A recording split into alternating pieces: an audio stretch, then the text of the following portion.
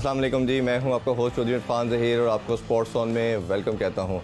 नाज़रीन, न्यूजीलैंड की टीम जो लास्ट ईयर अपना दौरे को पोस्टपोन कर चली गई थी वो वापस पाकिस्तान आज पहुंच चुकी है और जो टूर का बाकायदा आगाज़ इंशाल्लाह मंडे से कराची में होगा।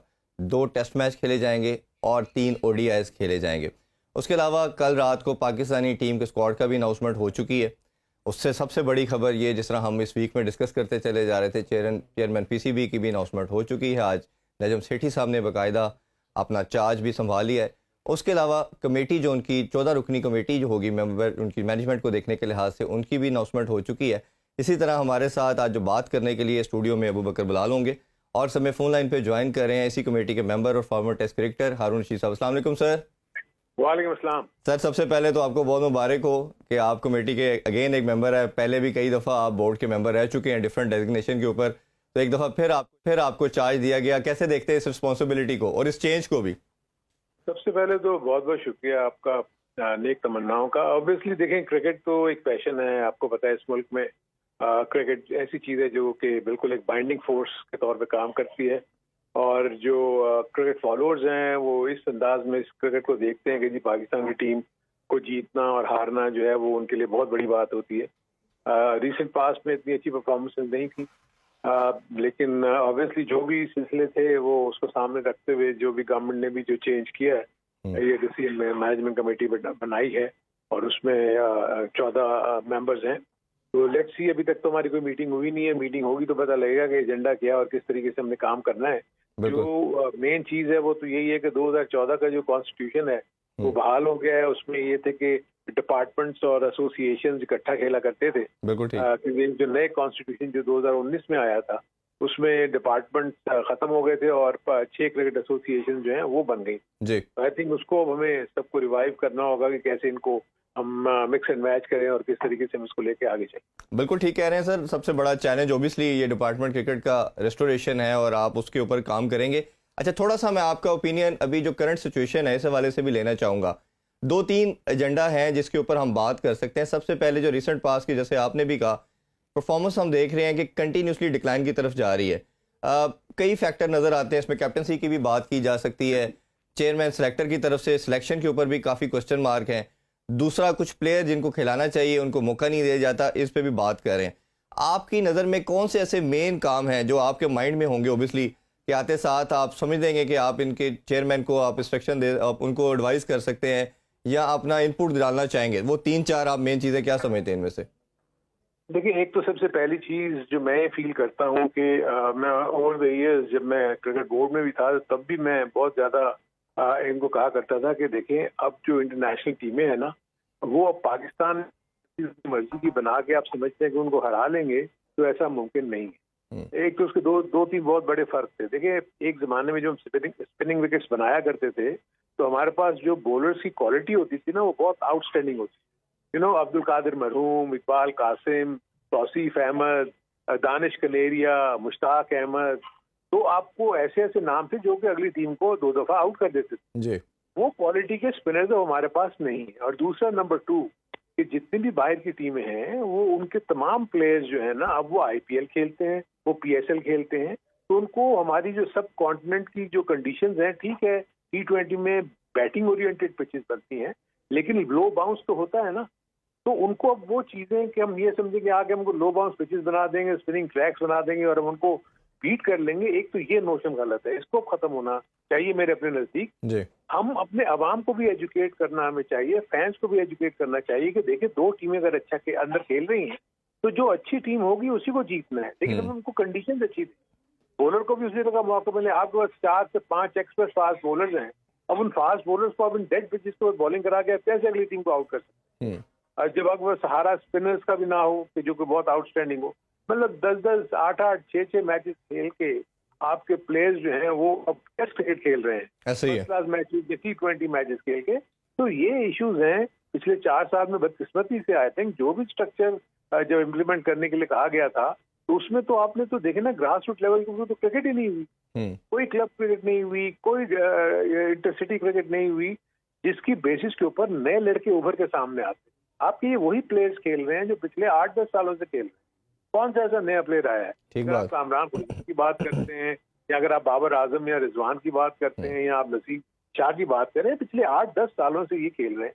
ठीक है, पीएसएल की वजह से कुछ T20 के क्रिकेटर्स जो है वो उभर के सामने आ गए और उन्होंने आके पाकिस्तान की टीम को टेस्ट क्रिकेट खेलनी शुरू कर दी, जो कि ऐसा नहीं है। आपको फर्स्ट क्लास क्रिकेट में प्लेयर्स को तैयार करना पड़ेगा और फिर उनको ऊपर लेके आना। अच्छा सर, उसमें एक और चीज़ बड़ी है सेठी साहब के कैडेट के ऊपर, जहां हम बाकी चीज़ें देखते हैं, मेरी नज़र में 2 स्टैंड आउट चीज़ें थी। एक, नंबर 1, उन्होंने जिस तरह हम सब जानते हैं क्रेडिट जाता है उनको जिस तरह पीएसएल के हवाले से, और अभी जितने भी लड़के हमें मिले वो पीएसएल की ही समहाउ वो उनकी प्रोडक्ट्स थी।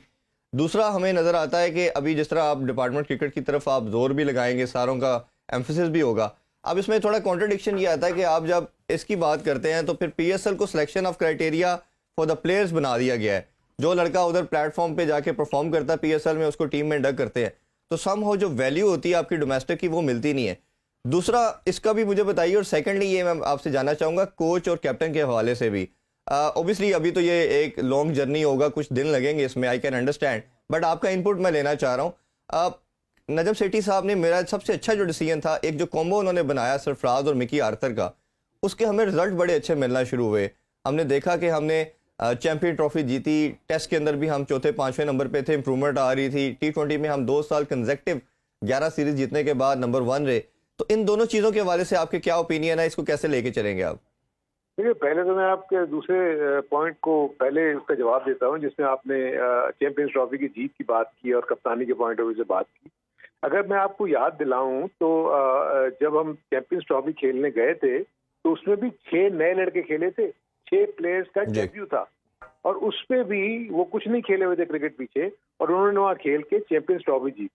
सबसे पहली बात तो है कि हार और जीत में सबसे बड़ा फर्क ये होता है कि ऑन द डे अगर आप अच्छा खेलेंगे तो इर्रिस्पेक्टिव आपके सामने कोई भी टीम हो, तो आपने बॉलिंग अच्छी करनी है, आपने बैटिंग अच्छी करनी है और आपने फील्डिंग अच्छी करनी है दूसरी टीम के मुकाबले में, तो आप जीतेंगे इर्रिस्पेक्टिव जो सामने टीम आ जाए। ठीक। बदकिस्मती से ये वो चीजें जब आपने बाद में देखी, जो भी पिछले 3-0 हम हारे हैं, इसमें हम तीनों डिपार्टमेंट्स में इंग्लैंड से कमजोर खेले और उसी वजह से आपको ये शिकस्त हुई। और उसका रीजन ये था, देखिए 2-3 चीजें ध्यान में रखनी चाहिए कि जब आप पिचेज ऐसी बनाते हो तो क्या आप टॉस की गारंटी कर सकते हो कि टॉस जीत के, क्योंकि उसको तो पहले बैटिंग करनी जरूरी है ऐसी।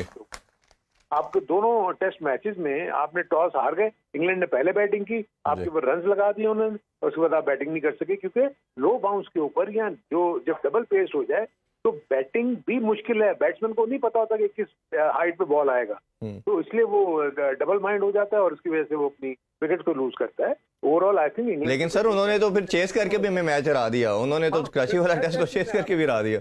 वही आपको बता रहा हूँ ना, मैं थर्ड टेस्ट में आ रहा हूँ कि 2 टेस्ट मैचेस जो हुए पहले उसमें उन्होंने टॉस जीता, टेस्ट में हमने टॉस जीता जी। लेकिन क्या हम वो रोल प्ले कर सके जो इंग्लैंड ने किया पहली इनिंग में बैटिंग करके? वो हम नहीं कर सकते, और हम ना इंग्लैंड को सेकंड इनिंग में आउट कर सके, ना हम उनको फर्स्ट इनिंग में आउट कर सके।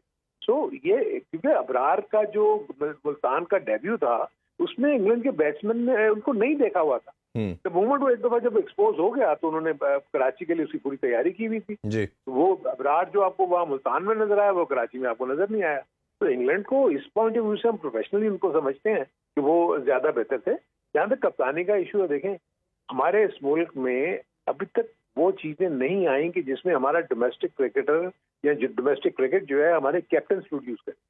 हम अभी भी अपने पुराने ओल्ड गार्ड्स को कप्तान बना देते हैं, हम कहीं नहीं देख रहे होते कि किस लड़के में पोटेंशियल है या नहीं है, कौन अच्छी कप्तानी कर सकता है, उसको हम रीजनल टीम्स की या जो भी एसोसिएशन की टीम्स हैं उनके कप्तान बनाएं और उनको कंटिन्यूड रन दे और उनकी परफॉर्मेंसेस दें। बिल्कुल। तो होपफुली अब देखें, लेट्स सी, जब हम अभी बैठते हैं इसके ऊपर हम कैसे वो सोचेंगे, लेकिन आपके पास जो बेस्ट अवेलेबल रिसोर्सेज थे उन्हीं को आपने खिलाया। मैं ये नहीं कहूंगा कि आपने इक्का दुक्का प्लेयर, देखिए हर आपकी सिलेक्शन में आप 1 या 2 प्लेयर्स के खिलाफ बात कर सकते हैं कि जी इसको नहीं लिया, उसको नहीं लिया। सर वो मेरा पहला क्वेश्चन का भी आंसर दे दीजिएगा, जो मैंने पीएसएल की और डोमेस्टिक के हवाले से बात की, तो ज्यादा एम्फसाइज किस पे करेंगे आप सिलेक्शन के लिए? देखिए पीएसएल के पॉइंट ऑफ व्यू से आप ये समझें कि वहां से अगर कोई प्लेयर निकल रहा है ना तो वो आपके शॉर्टर फॉर्मेट के लिए निकल रहा है। यानी अगर आपने पीएसएल की परफॉर्मेंस को बेस बनाना है तो आप T20 के लिए उसका बेस बनाएं। आप उसको बेस बना के टेस्ट क्रिकेट को नहीं खिला सकते। देखिए उसका रीजन ये है, आपके फास्ट बॉलर्स जितने भी आपके इंजर हुए हैं उसका रीजन आपको पता क्या है कि आप T20 खेलते रहे हो। T20 में आप सिर्फ 4 ओवर्स करते हैं, 2 ओवर का 1 स्पेल करते हैं और 2 ओवर का एक स्पेल करते हैं डेथ ओवर्स। ऐसा ही है। ऐसा ही है। जब आप टेस्ट क्रिकेट में आते हैं तो आपको 18 से 20 ओवर्स पर डे करवाने पड़ते True. हैं। क्या उसके लिए आप तैयार हैं? नहीं है, इसलिए कि आपने सिर्फ हार्डली 2 या 4 मैच या 5 मैच T20 के खेले हैं और उसमें आपने सिर्फ 4-4 ओवर का स्पेल किया है। तो जैसे ही आप टेस्ट क्रिकेट में जाते हैं, आपको 18 ओवर का जब बर्डन पड़ता है तो आपकी बॉडी क्रम्बल कर जाती है, आपकी नी गिर जाती है, आपकी बैक गिर जाती है, इसलिए आपकी इंजरी प्रॉब्लम शुरू हो जाती है। बिल्कुल ठीक है। अच्छा सर, मेरे साथ स्टूडियो में वक्कर है, ये भी आपसे क्वेश्चन करना चाहेंगे, प्लीज। अरुण साहब, मैं तो ये पूछना चाह रहा था कि वजीर आजम ने 120 दिन का वक्त दिया इस कमेटी को कि मामला ठीक करने हैं, तो इसके अंदर डिपार्टमेंट क्रिकेट ऑब्वियसली प्रायोरिटी होगी, रीजन, डिस्ट्रिक्ट और क्लब क्रिकेट। क्या ये 4 काम आप समझते हैं कि 120 दिनों के अंदर मुमकिन होगा? देखिए, ये तो मैं आपको सिर्फ उस वक्त बता सकूंगा जब मैं जाके हमें पता लगेगा। मैं तो 4 साल से, जब से मैं पीसीबी से निकला हूँ, मेरा किसी से कोई कांटेक्ट नहीं, ना मुझे कुछ पता है कि वहाँ क्या हुआ क्या नहीं हुआ। लेकिन ये जरूर है कि मुझे इतना पता है कि क्लब की शायद स्क्रूटनी हो चुकी है, इलेक्शंस हो चुके हैं। बेसिक जो मेन काम जो मुझे लगता है जो हमारे लिए है वो हमने फॉरेन इलेक्शंस करवाने हैं, रीजन, बिल्कुल रीजन्स के इलेक्शंस करवाने हैं। और अगर ये सारी हमारी क्लब की स्क्रूटनी और वो हो गई भी है तो सिर्फ इलेक्शन करवाने हो, उसके लिए इलेक्शन कमिश्नर रखना होगा और उसके बाद उसको ये टास्क दिया जाएगा कि आप कितनी देर में हमें ये इलेक्शन करवा के दे दें, क्योंकि 106 के करीब डिस्ट्रिक्ट। दूसरा जो है आपने कहा, दूसरा क्या आपने कहा, हाँ, डिपार्टमेंट। अब ऑब्वियसली देखिए, डिपार्टमेंट्स के पैराफर्नेलिया में वो टीमें तो हमारे पास है ना जो 2014 में खेल रही, तो उन डिपार्टमेंट्स के ऊपर डेफिनेटली उनको जो नोटिफिकेशन की सूरत में प्राइम मिनिस्टर ऑफिस की तरफ से जाएंगी चीजें, उनको रिवाइव करके वो फिर वो प्लेयर्स को हायर करके और अपनी, मेरा ख्याल है, क्रिकेट को कर रहे हैं। लेकिन ये इतना आसान नहीं होगा। वील हैव टू सी कि अभी जब जाके हम देखते हैं कि हमारे एजेंडे में मीटिंग में क्या होती है, हम डिस्कस करते हैं, उसके बाद हम किस तरीके से डिपार्टमेंट्स को अप्रोच करते हैं। जैसा कि आपने कहा कि इतना आसान नहीं होगा, सुनने में तो ये भी आ रहा है कि बहुत सारे डिपार्टमेंट्स के पास बजट ही नहीं है। वो कहते हैं कि हमारे पास इस वक्त बजट नहीं है कि हम स्पोर्ट्स के ऊपर इन्वेस्ट कर सकें। ये इश्यूज तो हैं। देखें, एक चीज तो अपने ज़हन में रखें, जो बजट्स की आप बात करते हैं ना, देखिए उनके पास CSR एक्टिविटी के भी बजट्स होते हैं जिनके लिए वो मुख्तस करना पड़ता है उनको, जिसमें कम्युनिटी की आपको सपोर्ट के लिए कुछ ना कुछ आपको फंड रखने पड़ते हैं। प्लस आपके पब्लिसिटी के, एडवर्टाइजमेंट के बहुत बड़े बजट्स होते हैं। तो वो ऐसा नहीं है कि कोई कहीं ना कहीं वो निकल सकता है, आपको सोल्यूशन मिल सकते हैं कि आप उनको कह सकते हैं कि certain percentage of that those funds आप डाइवर्ट कर दें towards your teams and things like that. बिल्कुल ठीक सर। मैं लास्ट आपसे क्वेश्चन करना चाहूँगा, बहुत मेरी नज़र में सबसे इंपॉर्टेंट क्वेश्चन है। यही लड़के समहाउ 8-9 लड़के वही हैं जिन्होंने चैंपियन ट्रॉफी जिताई और ये परफॉर्म भी करते आए। एक तो ओबियसली सबसे बड़ा जो प्रॉब्लम कोच या कैप्टन की तरफ से नज़र आता है वो अप्रोच का नज़र आता है कि इनकी अप्रोच समहाउ वो नहीं है जो मॉडर्न डे क्रिकेट की डिमांड है, जिसे हम अग्रेसिव क्रिकेट कहते हैं, किलिंग इंस्टिंक्ट का नाम देते हैं। ये बहुत ज़्यादा लैग करती है, out of the box thinking zero नज़र आती है। तो आप क्या समझते हैं कि एज सुन एज पॉसिबल क्या किया जा सकता है कि ये अप्रोच जो ऑस्ट्रेलिया की, इंग्लैंड की खासतौर पर या न्यूजीलैंड की हम देख रहे हैं और हमारी जो इंटेंट के बिल्कुल नीचे जाती जा रही है, वो अग्रेसिव खेल रहे हैं, उसके लिए क्या आपका प्लान है? देखिए उसमें सबसे बड़ी चीज तो ये है कि जिस तरह की आप अप्रोच की बात कर रहे हैं, आप मुझे बताएंगे हम ऑस्ट्रेलिया जाते हैं, हम इंग्लैंड जाते हैं, क्या आपने कभी सुना कि उन्होंने अपनी पिक्चर को डॉक्टर किया हो? उनकी अप्रोच वही रहती है, चाहे वो यहाँ आके खेलें या अपने मुल्क में खेलें। देखिए सिडनी की पिच जो है ऑस्ट्रेलिया में हमेशा स्पिनर्स को हेल्प करती है, उसको तो उन्होंने कभी भी तेज बनाने की कोशिश नहीं की। एडलेड की पिच हमेशा आपको बैटिंग की को साजगार रहती है बैटिंग के लिए, उसको कभी उन्होंने तेज बनाने की कोशिश नहीं की। चाहे पर्थ के जिसमें आपको थोड़ी सी तेज मिलती है, यहाँ ब्रिस्बेन में, और इसी तरह इंग्लैंड में तो आपको हर जगह पे एक ही जैसी पिच मिलती है। लीड्स के यहाँ पर क्योंकि बहुत ज्यादा बारिशें होती है तो वहाँ थोड़ी सीम कर जाता है बॉल। तो इसलिए मैं ये समझता हूँ कि हमें इस चुंगल से निकलना पड़ेगा, इस माइंडसेट से निकलना पड़ेगा कि हम अपनी पिचेस को डॉक्टर करके हम अपनी दूसरी टीमों को हरा सकते हैं। बिल्कुल ठीक। ठीक। इस माइंडसेट से निकलेंगे ना तो आपकी अप्रोच ऑटोमेटिकली चेंज होगी। बिल्कुल ठीक है। आपको पूछना चाह रहे हैं क्वेश्चन सर? अच्छा, सेठी साहब ने आज एक स्टेटमेंट दी है कि जल्दी की पाकिस्तान क्रिकेट बोर्ड ने रमीज राजा ने न्यूजीलैंड के खिलाफ सीरीज की टीम का ऐलान करने के लिए वही कह रहे थे कि मेरे पास न्यू आइडियाज थे। आप समझते हैं, आपकी क्या राय है? मैं जानना चाह रहा हूं कि कुछ टीम में तब्दीली होनी चाहिए जो हमने न्यूजीलैंड के खिलाफ अनाउंस की है। नहीं, देखिए मेरे अपने नजदीक सेठी साहब ने उसको किस कॉन्टेक्स्ट में कहा मैंने तो नहीं सुना, लेकिन मैं ये फील करता हूँ कि अभी आपने जिसको भी जो पहले ने चार्ज दिया हुआ था अगर वो उन्होंने टीम को अनाउंस किया है, ऑब्वियसली उन्होंने कुछ सोच समझ के ही किया होगा, तो इसके ऊपर तो मैं नहीं कह सकता। लेकिन ऑब्वियसली जब आप बैठते हैं तो आपके सामने बहुत सारी चीजें, ऑप्शंस होती हैं, कौन से प्लेयर्स क्या कर रहे हैं, क्या नहीं कर रहे हैं, और किस सिचुएशन में कौन सा प्लेयर ज्यादा बेहतर साबित हो सकता है। क्योंकि नॉर्मली कैप्टन जो चीफ सेलेक्टर होते हैं वो मिलके टीम मैनेजमेंट के साथ बनाते हैं। और देखिए हमारे यहाँ जो एक फॉरेन कोच का जो डायरेक्टली अभी आपने सवाल किया था, कि उसमें कॉम्बिनेशन में सबसे बड़ा फर्क ये था कि जो बाहर के कोचेज है ना वो बहुत मेथोडिकल होते हैं, वो बड़ी रिसर्च करके और सोच समझ के सारी चीजें करते हैं, और उसके बाद कैप्टन को बहुत ज्यादा वो अपने साथ मिला के रखते हैं। तो ये तो चीजें अभी देखनी पड़ेंगी। देखें, ये तो बहुत अर्ली है ये कहना, क्योंकि बहुत सारी चीजें हैं जिनको मुझे लगता है कि ठीक करने की जरूरत है। सर, मैं लास्ट क्वेश्चन आपसे पूछना चाहूँगा नेशनल हाई परफॉर्मेंस सेंटर के हवाले से। आपने देखा कि 2002-03 में उसका बनाया गया और प्लेयर डेवलपमेंट के लिए, लेकिन अभी कुछ अरसे से जब उसका नाम भी चेंज कर दिया गया, प्लेयर रीहैब के लिए भी उधर जाते हैं, बट कुछ आउटकम हमें ज़ीरो नज़र आ रहा है। चाहे प्लेयर की फिटनेस के हवाले से देखें, न्यू प्लेयर्स के हवाले से देखें, जो लड़का परफॉर्म नहीं करता अगर उधर जाता भी है तो हमें उसकी कमबैक नज़र नहीं आता। तो उसके हवाले से भी बड़ा एक, मेरा ख्याल है, इंपॉर्टेंट रोल एक पिलर के तौर पे होना चाहिए था, एक बैकअप रिसोर्स आपका होना चाहिए था, जो ऑस्ट्रेलिया या इंग्लैंड में हमें नज़र आता है। तो उसके हवाले से भी कुछ आपके माइंड में है, माइंड में कि इसको कैसे रिहैब करेंगे? इसमें तो मेरे अपने नज़दीक जो मुझे नजर आता है, क्योंकि मुझे नहीं पता कि वहाँ क्या चीज़ें या किस चीज़ में प्रोग्राम होते रहे, लेकिन जो सबसे बड़ी चीज़ जो मैंने देखी कि जो आपके हाई परफॉर्मेंस सेंटर के जो कोचेस थे वो तो पाकिस्तान टीम के साथ लग गए जी। जब वो पाकिस्तान की टीम के साथ लग गए तो पाकिस्तान की टीम का तो बहुत ही हैवी शेड्यूल था। तो इसलिए वहाँ पर एचपीसी में कौन बैठा हुआ था, कौन देख रहा था, किसने पीछे प्रोग्राम चलाया या नहीं चलाया, या किसने रिहैब किया या नहीं किया। तो जो सबसे ज्यादा हैरानगी की बात ये थी कि अनफिट प्लेयर्स जो हैं वो भी पाकिस्तान टीम के साथ ट्रैवल किए चले जा रहे हैं। तो इसलिए कि एचपीसी में कोई था ही नहीं, तो इसलिए उसको रिहैब के लिए वहाँ भेज नहीं सकते। तो मेरे नजदीक ये चीजें तो ऑब्वियसली जब हम जाके देखेंगे तो हमें पता लगेगा कि क्या क्या चीजें होती रही हैं और कैसे होती रही हैं, और उसको हम किस तरीके से ठीक कर सकते हैं। बिल्कुल ठीक है सर, आपका टाइम का बहुत शुक्रिया, और हमारी बहुत सारी दुआएं आपके लिए, सेठी साहब के लिए भी।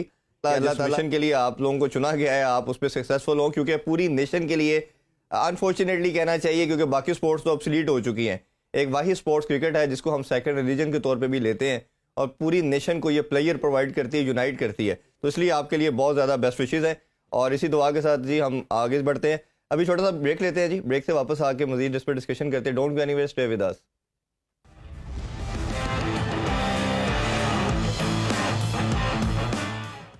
Welcome back in sports on. और ब्रेक से पहले हारून रशीद साहब से हमने डिटेल में डिस्कशन की। अबू बकर, थोड़ी बात दौरान न्यूजीलैंड के हवाले से पहले कर लेते हैं।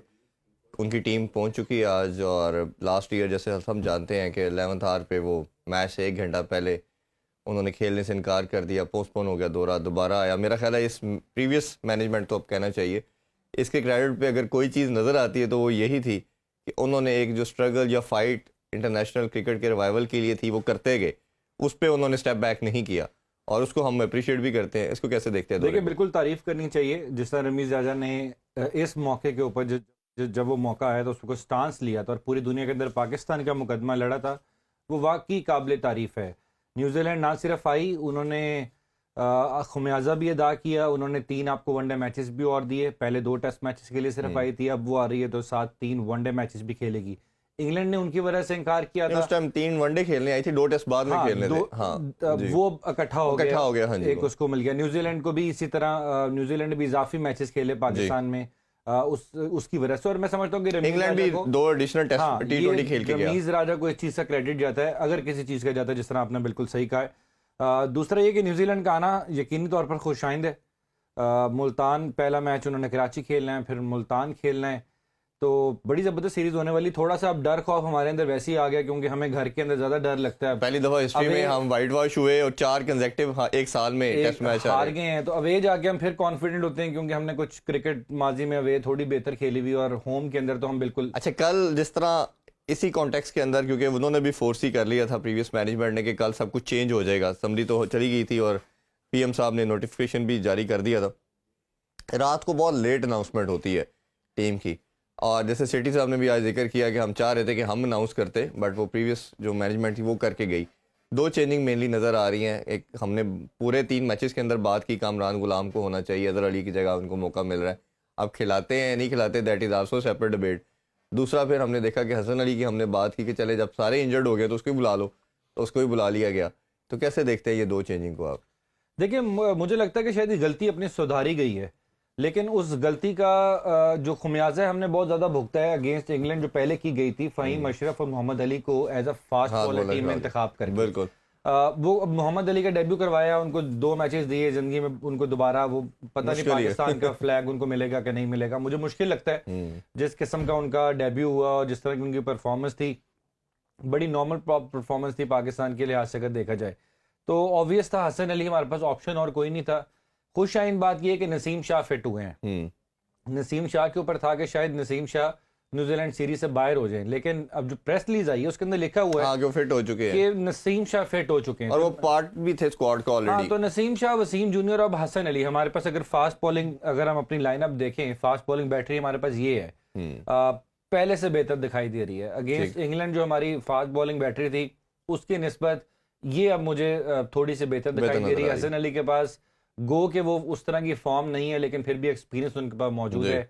मोहम्मद वसीम जूनियर अच्छा बॉलर है, उसको हम यूज कर सकते हैं। और नसीम शाह अगर फिट हो जाते हैं तो फिर मैं समझता हूँ कि हमारी फास्ट बॉलिंग मुतवाजन हो जाएगी। लेकिन इस बार मुझे नहीं लगता कि पाकिस्तान क्रिकेट बोर्ड या टीम मैनेजमेंट उस तरह की गलती करेगी कि हम पिंडी की तरह की पहली विकेट दें जो बिल्कुल फ्लैट हो, जिसके ऊपर रन्स बन रहे हो, बॉलर्स के लिए बिल्कुल कुछ हेल्प उसके अंदर मौजूद ना हो, क्योंकि वो हमने गलती की और फिर वो आखिरी दिन तक वो गलती हमें, मेरा ख्याल है कि कॉस्ट करती रही है। तो हमने ट्रैक ऐसे बनाने हैं जो कि हमारे लिए सूटेबल हो, जो स्पिन करे। जैसा भी हारून रशीद साहब ने कहा ना कि अब दुनिया में वो नहीं है कि आप अपनी विकेट्स के अंदर किसी भी प्लेयर को लाके खिला के और जीत लो। अब बड़े लोग प्रिपेयर होके आते हैं, बड़ी प्रैक्टिस करने के बाद वो यहाँ पर पहुंचते हैं और कंडीशंस को समझ लेते हैं। बेन स्टोक ने बड़ा कैटेगोरिकली कहा कि हमें तीनों डिफरेंट कंडीशंस मिली हैं, पिंडी, फिर मुल्तान और कराची, तीनों डिफरेंट कंडीशंस थी। बट उसके बावजूद जिस तरह उन्होंने खेला है उससे मुझे ये लगता है कि न्यूजीलैंड का हौसला बड़ा होगा। वो उन्होंने यकीनी तौर पर इंग्लैंड की क्रिकेट देखी होगी, जिस तरह इंग्लैंड ने हमारे ऊपर अटैक किया है, उनकी भी यही कोशिश होगी कि फिन एलन बिल्कुल कहीं पर नहीं थे, T20 स्क्वाड से उन्होंने उसको टेस्ट के अंदर डाला है, तो उनका भी माइंडसेट है। मुझे यही लग रहा है अबू बकर ये है कि वो टेस्ट चैंपियनशिप के चैंपियन है, और ये टेस्ट जो ओडीआई या T20 में तो आप न्यूजीलैंड को फिर पकड़ सकते हो, टेस्ट में वो बड़ी कैलकुलेटेड, वो मिचेल और कॉनवे जो इनके दोनों मिडिल ऑर्डर के अंदर हमें दिखाई देते हैं, ये दोनों स्पिन को बहुत अच्छा खेलते हैं। ठीक है, विलियमसन फिर कहीं ना कहीं स्ट्रगल कर जाता था स्पिन पे, लेकिन ऑब्वियसली वो प्लेयर ऐसा है कि वो किसी भी कंडीशंस के अंदर रन कर सकता है। वो फैफ 4 के अंदर उनका जिक्र होता है। तो टीम बड़ी तगड़ी है, मेरा ख्याल है कि बड़ा अच्छा खेल के जीतना पड़ेगा, और जो कि बड़ा एक टफ टास्क नजर आ रहा है। देखते हैं इवेंचुअली क्या होता है। अच्छा, थोड़ा सा अगर हम बात करें तो साउशकील और ब्रार दो ऐसे नाम थे जिन्होंने लास्ट सीरीज के 2 ही पॉजिटिव हम देख सकते हैं, बाकी तो कुछ हमें मिला नहीं। एक की 17 विकेटें, एक की 4 50 जी ऐसे ही है, उसके अलावा कुछ पॉजिटिव नहीं था। कैसे देखते हैं दोनों यंगस्टर का कॉन्फिडेंस, और आगे जिस तरह हमने कहा कि इंग्लैंड ने सेकंड मैच जो अब्रार का था कराची वाला, उसमें उन पर होमवर्क किया तो बेहतर रीड किया। आपको लगता है कि न्यूजीलैंड के लिए एक टफ टास्क होगा क्योंकि उन्होंने पहले उसको फेस नहीं किया, या वो इंग्लैंड की, ओबियसली आप बॉलर का हैंड को ही रीड करते हो इस तरह के मिस्ट्री बॉलर को, कि वो वर्किंग करके आएंगे तो इजीली पकड़ लेंगे उसको? मेरा ख्याल है उनके एनालिस्ट ने इसके ऊपर बाकायदा प्रॉपर वर्किंग कर ली होगी इब्रार के ऊपर। मुल्तान और कराची 2 ऐसे टेस्ट हैं कि जहां पर वो मुकम्मल तौर पर उनको देख सकते हैं कि इनके पास कौन सी डिलीवरी है। इंग्लैंड को थोड़ा डिसएडवांटेज ये था कि उन्होंने देखा नहीं हुआ था इब्रार को जब डेब्यू किया तब उनको समझ आई कि ये इसके पास क्वालिटी क्या है। बट मैं फिर भी ये कहूंगा कि इब्रार ने कराची टेस्ट के अंदर अच्छी बॉलिंग की है, 6 आउट किए, उस मैच में भी वो सबसे ज्यादा आउट करने वाले ही बॉलर थे अगर ओवरऑल देखा जाए कराची टेस्ट को। बहुत शुक्रिया अबू बकर साहब आपके टाइम का। नाज़रीन, ये था आज का शो, इंशाल्लाह मुलाकात होगी आपसे नेक्स्ट वीक। अपना ख्याल रखें, अल्लाह हाफिज़, पाकिस्तान जिंदाबाद।